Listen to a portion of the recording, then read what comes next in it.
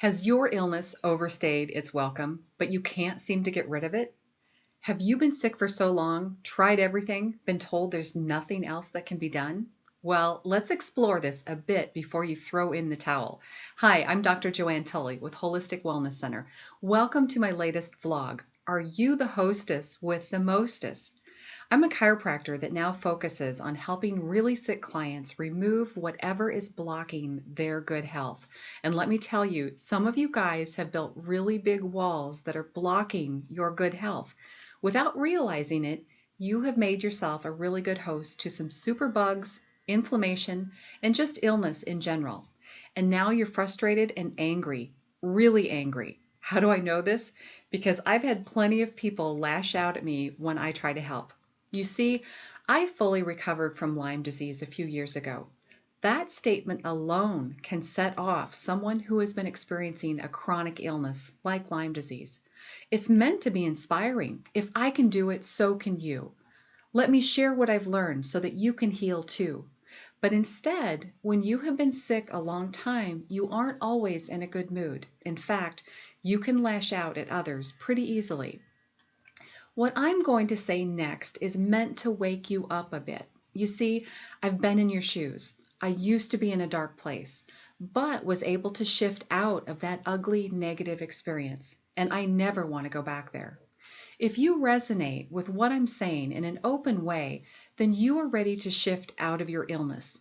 If, on the other hand, you resonate in a negative way, say you feel defensive, feel angry, or maybe you feel like this is a personal attack on you, then you aren't quite ready to shift to a better place yet. There's nothing good or bad about this. Just think of this as you are either ready right now to hear something different or you aren't. So here goes. Here is what I used to do and what I see really sick people doing. Have you been lashing out at anyone who dares to help you, insisting that they aren't doing enough to help you, that they aren't giving it to you for free, that they aren't doing the work for you, they aren't tearing down your walls fast enough, they aren't freeing you from the hole you put yourself in? Heck, they won't even come down in your hole and be miserable with you. And I get that you might not see it this way. You might be thinking that the world is a mean, dark place, that everywhere you turn, you get denied something. People are turning their backs on you. No one seems to care. No one understands what you are going through. So keep in mind, there are two sides to the story. There is what you perceive, and there is what someone else perceives. And both perceptions can be very different, depending on your thoughts and beliefs. My role is to help you get out of that hole, not jump in with you. My role is to challenge your beliefs about your illness, not be your pity party friend. My role is to inspire you to make some changes in your life, not tell you that I'm going to solve your problems for you. So let's get to work. Have you been the hostess with the mostess? Did you know that your body can easily clear most pathogens? That is, unless you are being a really good host and practically begging them to stay. Most illnesses, from Lyme disease to autoimmune diseases to even cancer, have an underlying chronic infection going on. And while pharmaceutical drugs like antibiotics are great at bringing us out of crisis mode, they cannot cure anything. In fact, they tend to create superbugs or really smart pathogens that are very difficult to kill with other pharmaceutical drugs. So what does it take to be a really good host to bugs and illness in general? I want you to think about teenagers and what it takes to make them feel comfortable and welcome in your home. So you're never going to clean up. No detoxing, no cleaning up dirty dishes, no washing your hands, etc. You're going to keep junk food on hand at all times. In fact, the more chemicals and sugar, the better. You're going to consume massive quantities of sugar, including all of the grains, like all of the good stuff, the donuts, the bread, the cupcakes, the cookies, the cereal, the crackers, candy, chips, potato chips, ice cream, soda, all of those great things. You're going to consume massive quantities of them. And you're going to have a bad attitude. You're going to use fear and anger to keep your body on high alert at all times. In fact, You'll use fear and anger as your energy source. And you're not going to get any sleep. Stay up and party all night with your bugs. Doesn't this sound exactly like something you do to encourage teenagers to hang around your house? Yep, exactly.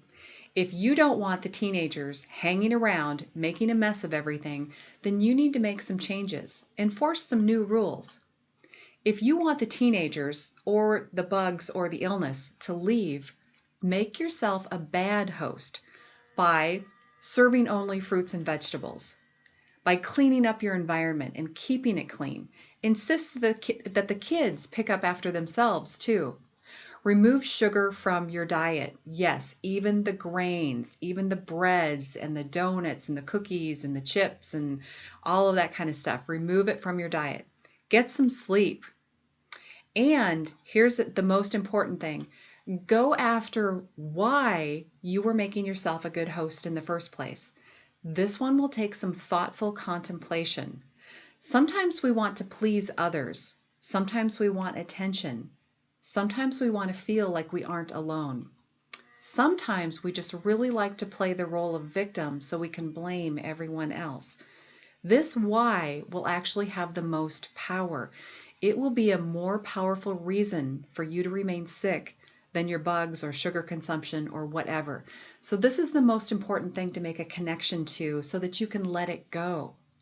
Ultimately, your thoughts and beliefs actually do control your biology. This is all quantum physics. For more of the research behind this, check out Bruce Lipton's book, The Biology of Belief. In the meantime, if you want to know more about what it takes to become more aware of your thoughts and beliefs, and then reframe and release them, make sure you sign up for my newsletter on my website. About once a month, I hold a free webinar on what it takes to do this work. If you are on my newsletter email list, you'll get notified first about the next webinar. My goal is to do 2 to 4 vlogs per month. If there's a specific topic you'd like me to expand on, please send me an email through my website, holisticwc.com, or directly at drjoanne@holisticwc.com. Thanks for watching, and I'll see you in my next video.